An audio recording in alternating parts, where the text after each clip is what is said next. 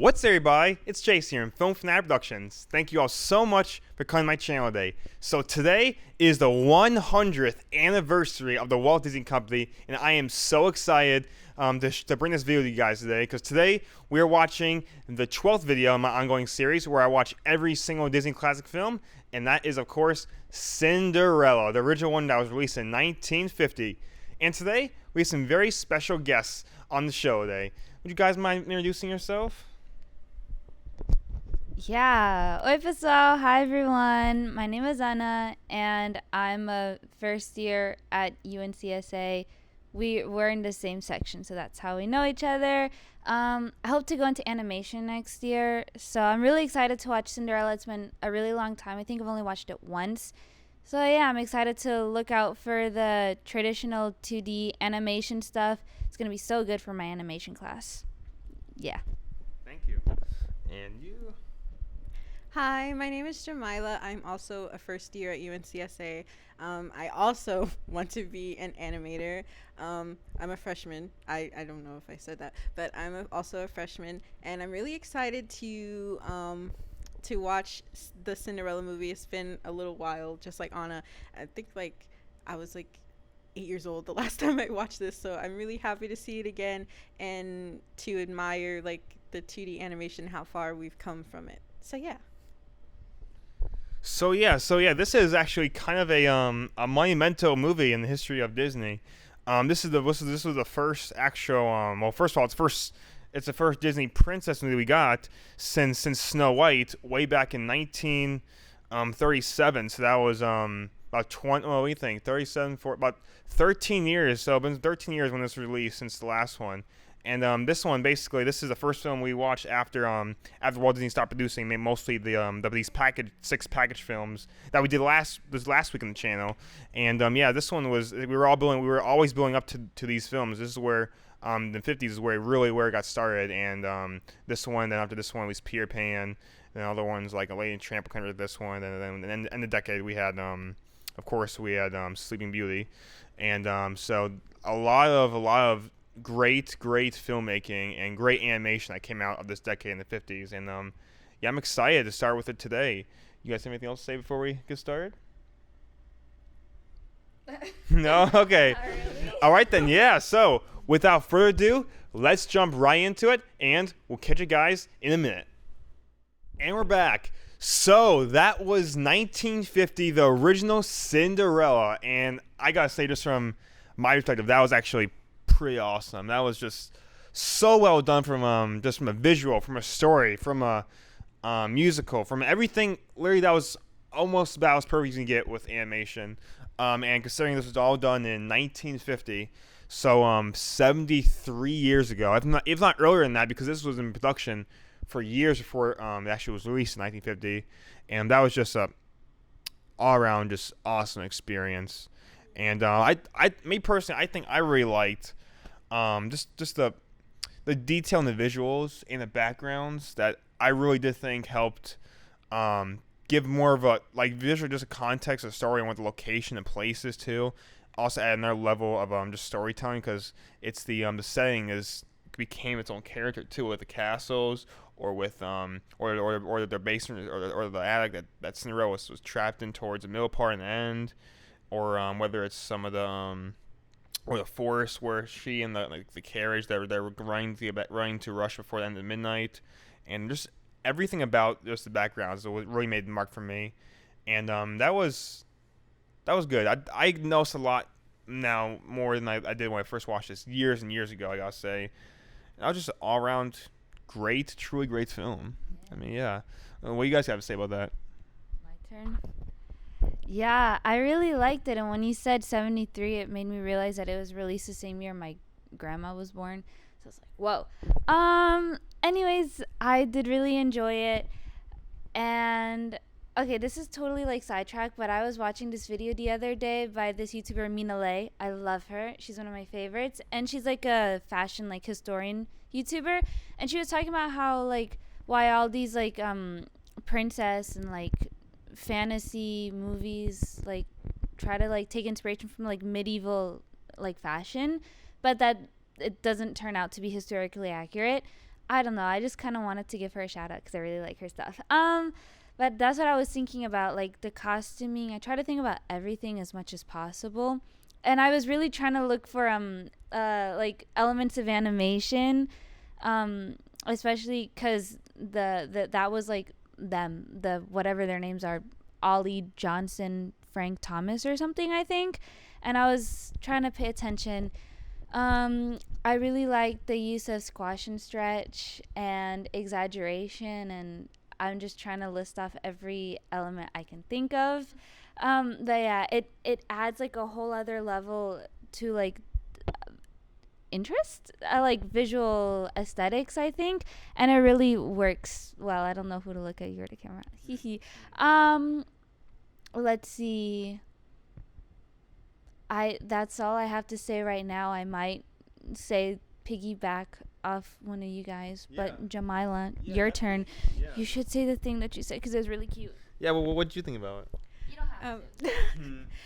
I really, really love the movie. I just like loved the aesthetic of it all. Like I really loved like the backgrounds and the colors. Oh, I love the blues and the grays. I just absolutely love it. And to piggyback off of Jason, the backgrounds are like so beautiful, and we were like talking about it during the movie. We were talking about how they like did water and balloons and not balloons bubbles really well.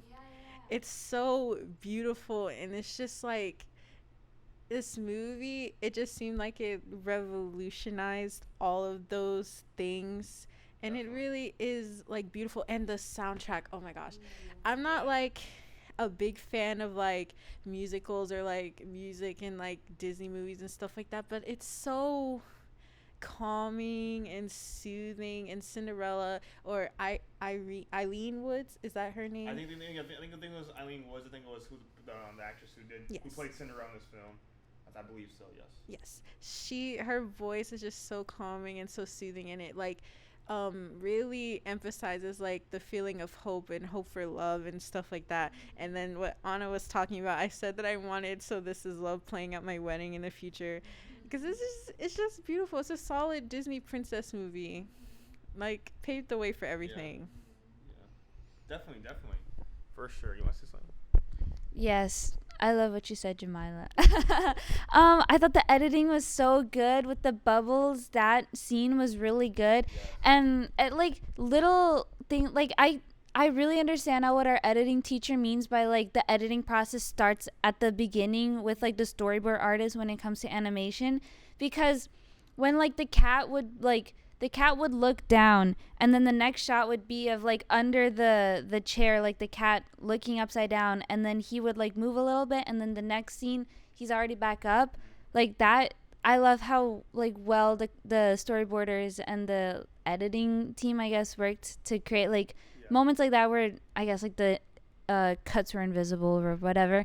And also in terms of like characters, they were all like pretty solid. I didn't find any of them like super annoying or anything, or like the characters that were supposed to be annoying like really got on my nerves, like the cat, which I was a little upset about because I love cats and they always portray cats to be evil, but that's okay. But Cinderella, she was a really great character, and I always enjoyed seeing her. There wasn't a moment when I was like, ugh, like I don't care about her, kind of like other Disney princesses, if I can say. I'd be like, oh, I don't really care about your story too much, like Snow White, like what, she just kind of gets kissed like by a random guy. That's not too good. But Cinderella and the prince, even though it was like super like all of a sudden, I don't know, it feels a lot more organic and real, the love that they have for each other, compared to perhaps Anna and Hans. But I know Anna and Hans were like supposed to not work out.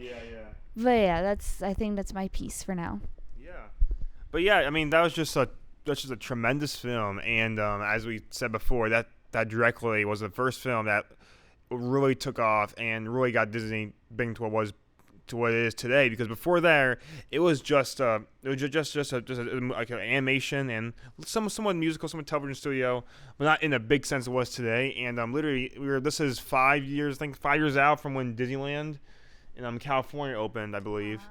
So this is also starting them when they start getting more of the IP, like the intellectual property, start getting more of these more of these ideas. So it allowed Walt Disney to have such a wide a range of ideas for like the attractions that he started doing like in Walt Disney World. And this is also part of what we're doing too, because today is the 100th anniversary when this is premiering. It's the 100th anniversary of the Walt Disney Company, and it's just since it was filmed today in 1923. It was founded by him and his brother Roy Disney, and it was just it was just such a great time. I think they knew that they had something that they could show the world, and over the past 100 years, I mean, just take your pick at just what from just not the Disney princesses, but from other animation ones, from when Pixar started happening to when they started going to some live action stuff, into when they started doing some their own producing with the Star Wars in the late 90s, early 2000s, or with Marvel in the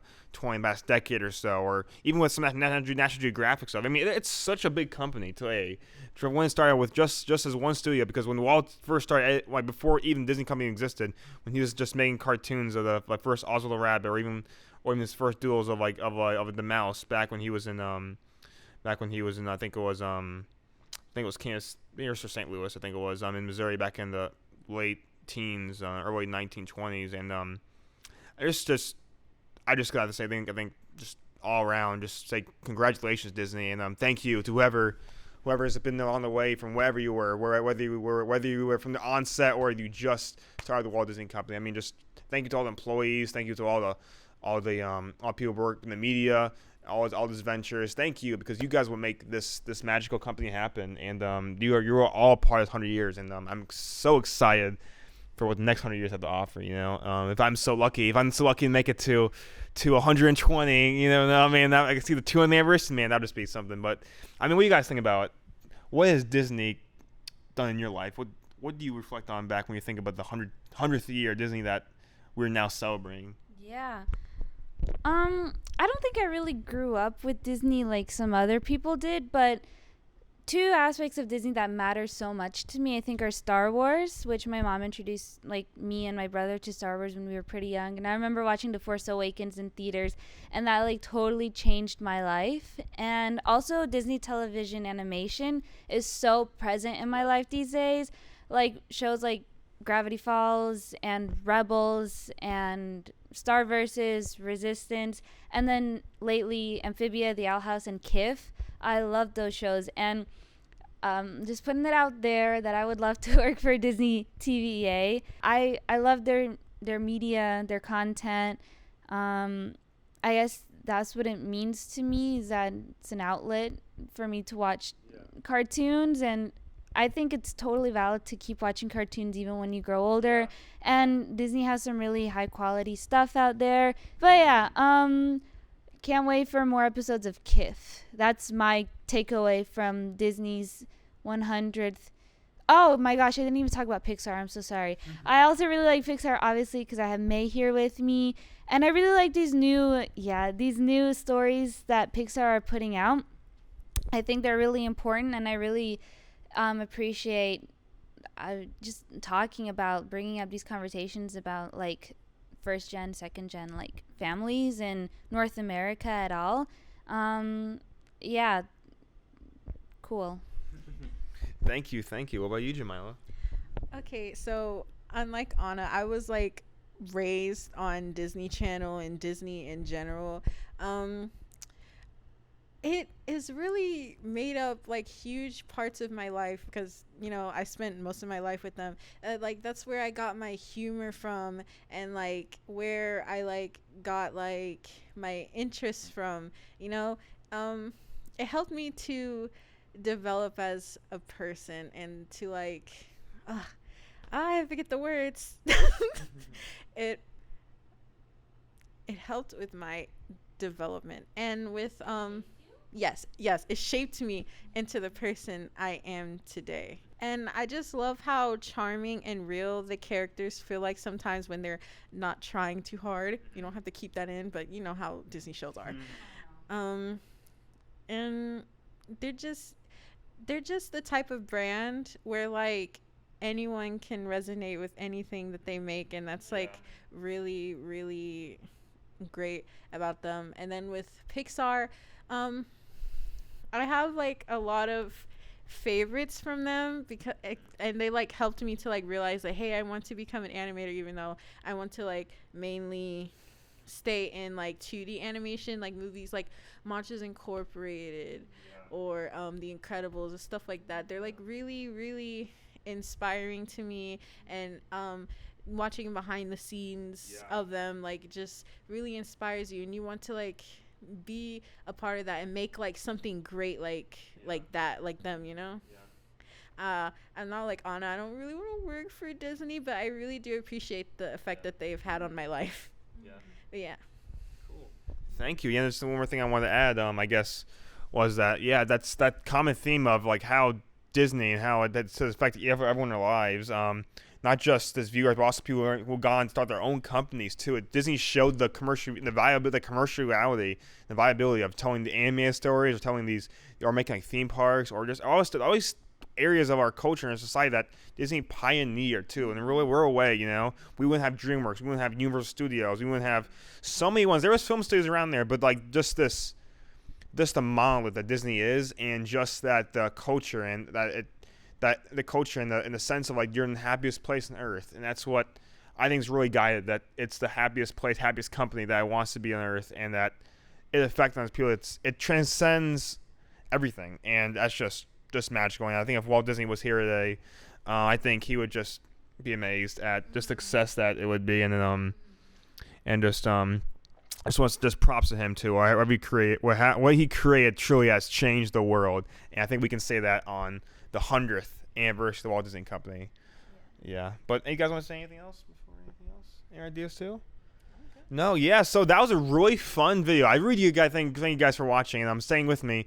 If you made it the entire video, thank you so much, and I hope you guys enjoyed this past week since we did the 3 Cat Barrels last Monday, so a week ago. This has been crazy journey. We've done 6 videos in the past week, so it's been a lot of hard work, but I really do thank you guys, and stay tuned for more ones too as you get onto it. And hopefully I want to do more Disney videos, continue on this, because we're now on one of the golden eras of Disney animation. So I'm excited to continue it as we go now into the fall and maybe into the winter.